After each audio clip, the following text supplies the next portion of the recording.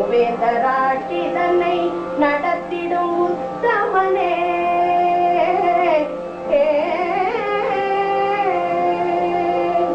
மக்கள் திலகம் என்றும்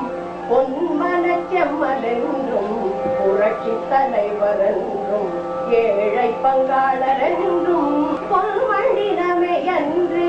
அகிலம் புகழும் மூன்றெழுத்தில் தோன்றி பூவுலகம் போற்றும் மூவேந்தராட்சி தன்னை நடத்திடும் உத்தமனே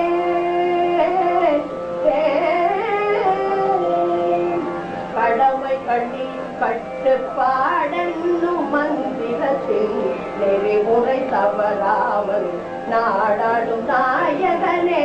வந்த வினைகள் நீங்கி எந்த குறையும் இன்றி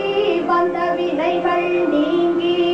எந்த குறையும் இன்றி தாயகம் தன்னை காத்து பல்லாண்டு வாழியவே தாயகம் தன்னை காத்து பல்லாண்டு வாழியவே மூன்றெழுத்தில் தோன்றி போற்றும் மூவேந்தராட்சி தன்னை நடத்திடும்